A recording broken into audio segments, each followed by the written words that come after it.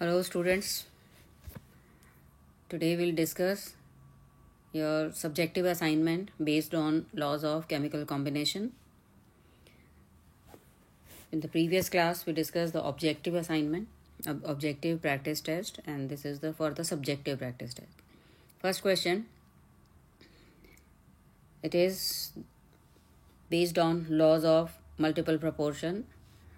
According to this, we have taken two elements, nitrogen and oxygen, and dinitrogen, dioxygen, they combine to give compounds. Different type of compounds are formed. In first case, 14 gram nitrogen combined with 16 gram oxygen. Second, 14 gram nitrogen combines with 32 gram oxygen. In third, 28 gram combined with 16 gram. And fourth, 28 gram combined with 48 gram.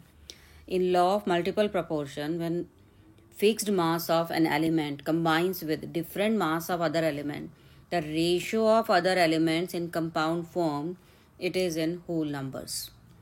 Like if we fix the mass of nitrogen 14 gram, then the mass of oxygen that combines with 14 gram, it is either 16, 32.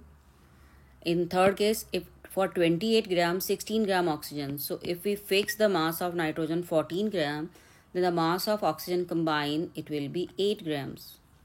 Similarly, in the fourth one, 28 combines with 48, so 14 gram will combine with 24. So the ratio of other element in the compound formed, it is 16, 32, 8, 24, and it is 1:2:3:4.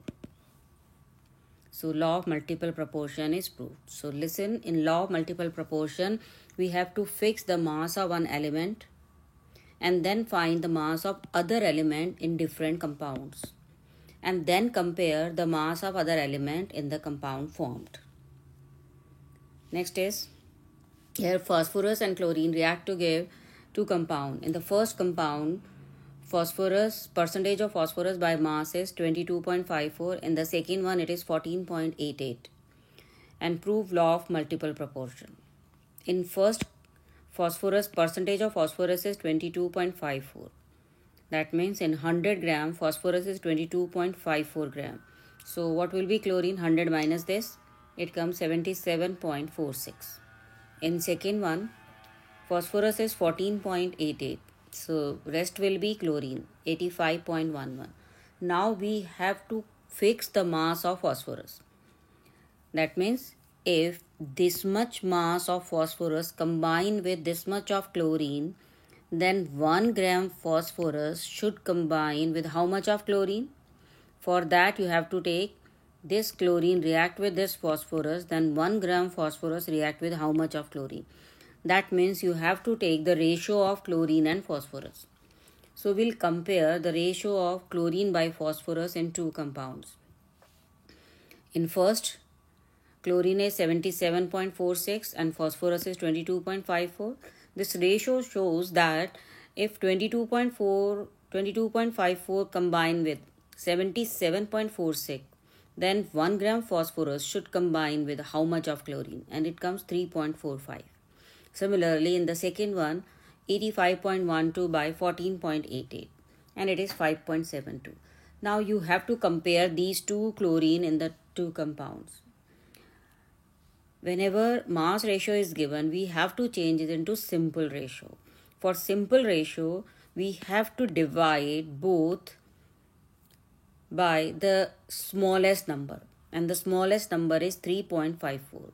So divided by 3.54, it is 1. Divided by 3.45, it is 1.65. If simple ratio is in not in whole number, you have to make it in whole number by multiplying any number. So if we multiply both by 3, it will be 3, it will be 4.95, and 4.95 is nearly 5.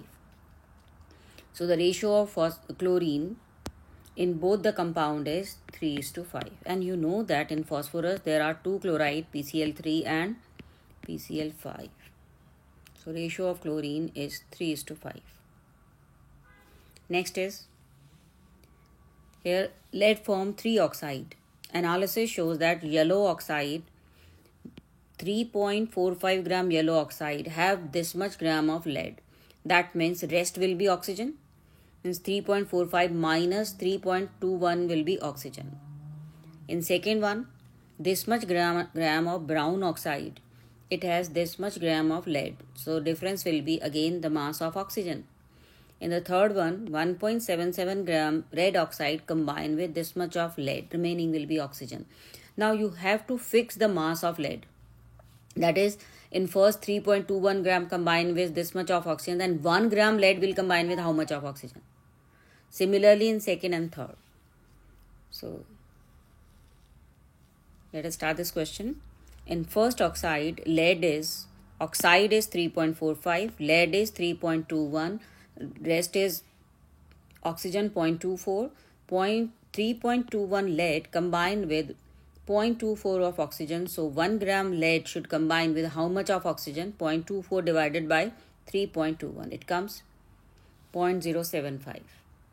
In the second, brown oxide, this is lead and difference of these two is oxygen. Again we take the ratio of oxygen by lead, 0.16 by 1.035. It comes 0.15. And in the third, red oxide, this is lead and this is oxygen and ratio of this is 0.1. So what is the ratio of these three? 0.075, 0.15 and 0.1. Change is into simple ratio. That means divided by the smallest one. It is 1, 2 and 1.33. And to make it whole number, we have to multiply it by 3. It is 3, then it is 6, then it is 4. It is nearly 3.99 that can be taken as 4. So simple whole number ratio. Law of multiple proportion is proved. Right? Next is hydrogen peroxide and water contain 3.93% and 11.2% of hydrogen respectively. In hydrogen peroxide, hydrogen is 5.93 and in water it is 11.2% and rest will be oxygen.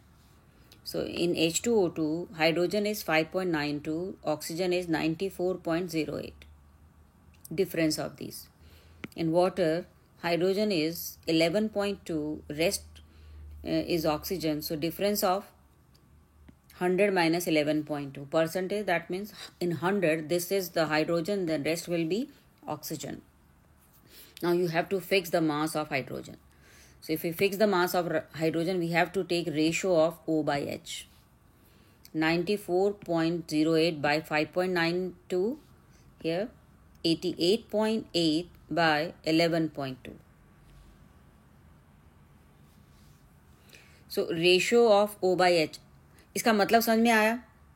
Every time in law of multiple proportion, you have to fix the mass of one element, and for that fixed mass, you have to find the mass of other element.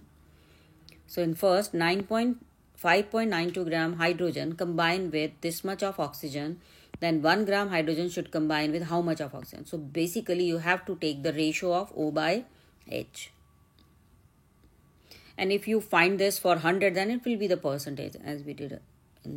It was given in the question. So ratio of oxygen by hydrogen is 15.89.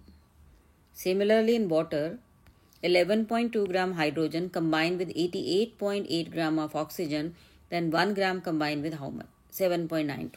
In first it is 15.89 and second it is 7.92. So this ratio is 2:1. Law of multiple proportion is proved. Right? Next question. Carbon combined with hydrogen to form different hydrocarbon and the percentages are given. In A, carbon is 75, hydrogen is 25. If we fix the mass of hydrogen 1 gram, that means we have to take ratio of carbon by hydrogen. You can do this question otherwise also. You can fix the mass of carbon. Either of the element, its mass. Either of the element, its fixed mass should combine with different masses of the other element. So when we find C by H ratio in the 3, it is 75 by 25, it is 3, it is 5.99, it is 11.92. 5.99 is 6, 11.98 is 12. So ratio is 3, 6, 12. And you can say the simplest ratio is 1 is to 2 is to 4.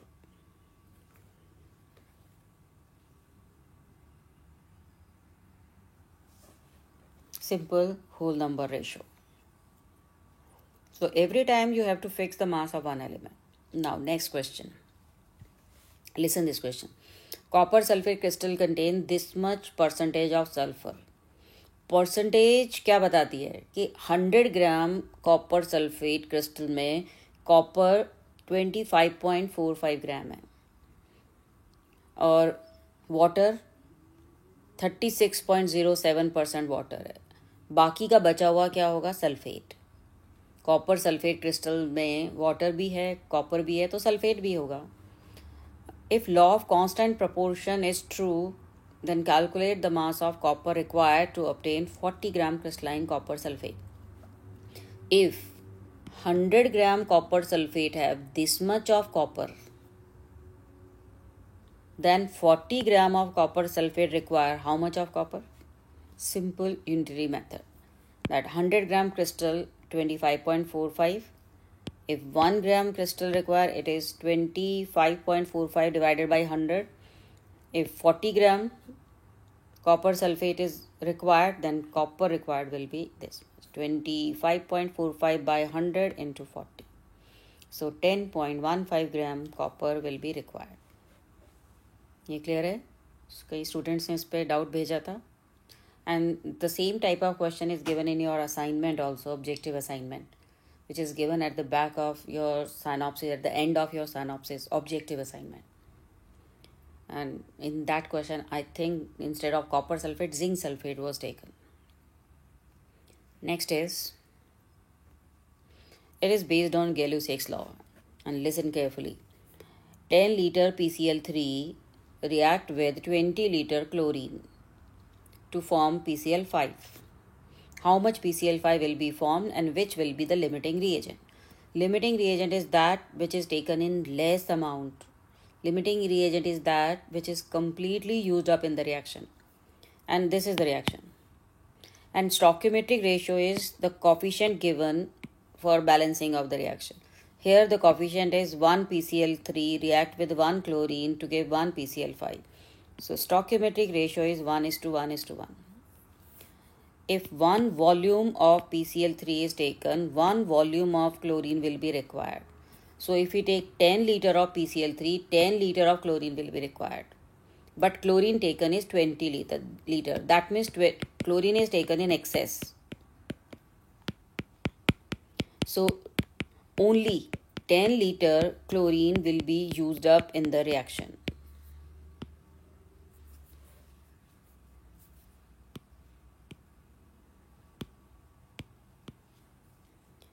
Liter PCl3 react with only 10 liter of chlorine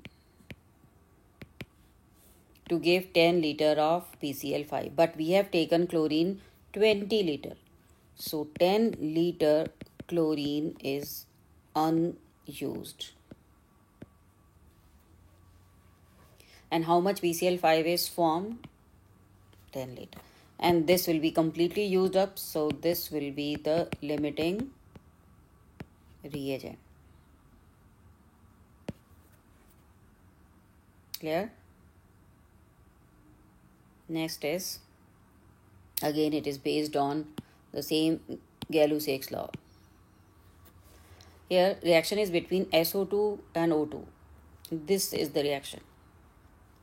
In balancing, you can use this coefficient half because it is basically the 1 moles of SO2, half moles of O2 and 1 mole of SO3.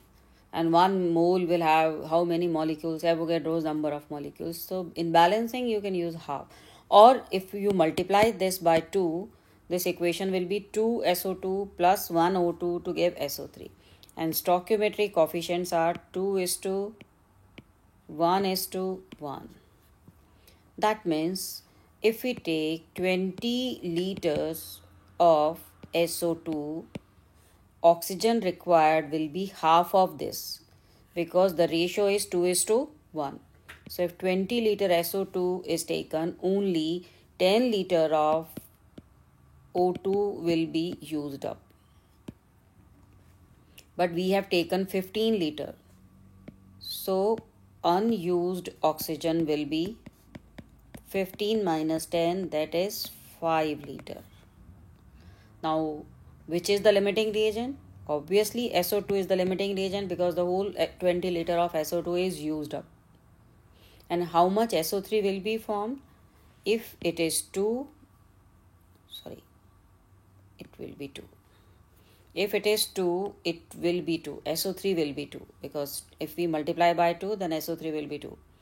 So if 20 liter SO2 is taken, then this will be the 20 liter. Or if 10 liter oxygen is used up, the used up oxygen is responsible for SO3. If it is 1, it is 2. If it is 10, it will be 20. So I think now Gay-Lussac's law will be clear to you. Next is here 3A plus 2B plus C. These are three gases because Gay-Lussac's law is applicable only to gases. And we have taken 20 liter of each. Listen this question carefully. एक student ने पूछा भी था question कि the coefficient जो reaction में जिसका coefficient ज़्यादा है क्या वही लिमिटिंग रिएजेंट होता है? No, it is not always true, but here it is true because we have taken equal volume of all the three, but according to the reaction the maximum volume used for A, maximum volume of A is used in the reaction. That means if 3 volume of A is used, only 2 volume of B will be used, only 1 volume of C will be used. So stoichiometry ratio is 3:2:1. So A, 20 liter of A will be used. Then how much of B will be used? Listen. According to stoichiometry, if 3 liter of A is used, it requires 2 liter of B. If we use 20 liter of A, then B required will be 2/3 of 20. Simple unitary method as we do. 3 liter A require 2 liter, 1 liter A will require 2/3, then 20 liter will require 2/3 of 20. That is 40/3. And 40/3 is 13.3. But you have taken 20 liter of B. Used B is 13.3. So unused B will be 20 minus 13.3. So this will be the unused B after the reaction. It is 6.7. Similarly for C, if A is 3 liter of A, then 1 liter of C will be used. If A used is 20 liter, then C used will be 1/3 of 20, and it comes around 6.6.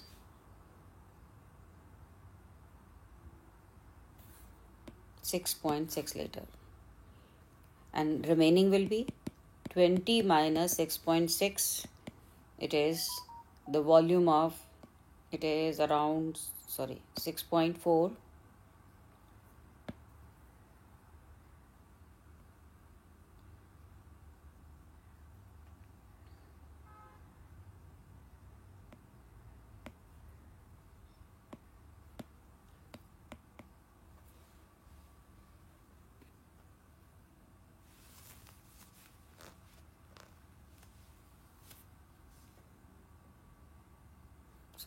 It will be around, we have taken 20 and used is only 6.6. 6.6 liter C is used. So left will be 20 minus 6.6. So it is approximately 14.4. Sorry, 13.4. Right? So in this question, limiting reagent was A. And how much P will be formed? If A is 3, P will be 1. If A is 20, P will be 1 by 3 of 20. That means according to C. If C is 1, then P will be 1. And the used C is 6.6. That means P formed will also be 6.6 liter. Is it clear? Last question, same based on Gay-Lussac's law. Ammonia is formed by reaction of nitrogen and hydrogen in Haber's process. If in a reaction 100 liter nitrogen react with 200 liter of hydrogen, how much ammonia is used? Now what is the stoichiometry of this reaction? 1:3:2. That means if we take 1 liter nitrogen, 3 liter hydrogen will be required and 2 liter ammonia will be formed. That means if we take 100 liter nitrogen, used hydrogen will be 3 times of this. That means 300 liter hydrogen will be required. But we have taken only 200 liters. So we have taken less hydrogen. So hydrogen will be the limiting reagent. You can do this question in such a way, in another way also. It is, if 3 liter hydrogen is used, it requires 1 liter of nitrogen. If 1 liter hydrogen is used, nitrogen required will be 1 by 3 liter. And if hydrogen is 200 liter, then nitrogen required will be 200. So, how much nitrogen is required? It is 66.6. 66 point liter. But you have taken how much nitrogen in the question? 100 liter. So nitrogen is in excess. Nitrogen which remain unused. 100 minus 66.6. And it is how much?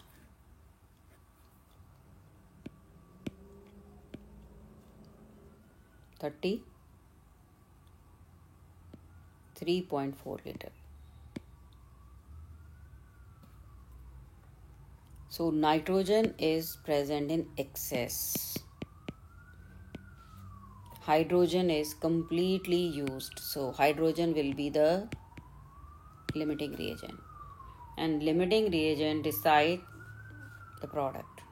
Or you can do this question in this way also, that how much nitrogen is used? 66.6 liter nitrogen is used. So how much ammonia will be formed? Double of the nitrogen used. Or you can do like this also, that if 3 liter hydrogen is used, ammonia formed is 2 liter. If 1 liter hydrogen is used, 2 by 3 liter of ammonia will be formed. If hydrogen taken is 200 liter, then the ammonia formed will be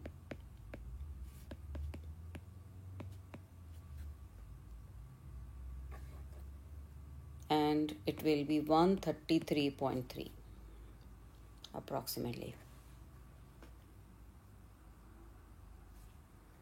Or you can do directly as Stoichiometric ratio of nitrogen and ammonia is like this, 1:2.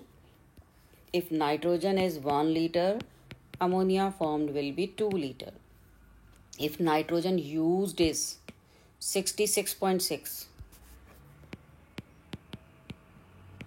then ammonia formed will be twice of this, approximately same, around 133. So this is all about Gay-Lussac's law and your second assignment based on laws of combination. In next class, we'll do Dalton's theory and we'll discuss Berzelius hypothesis and Avogadro's law, which was given in your synopsis. Even though Berzelius is simple hypothesis because it is not true for all cases, especially when atomicity is different. And Dalton's law, most of the postulates given by Dalton's were proved wrong, but still we'll again revise its limitations as well as its application. And after that, we'll start mole concept and other part of this topic, basic concepts of chemistry. Thanks, students.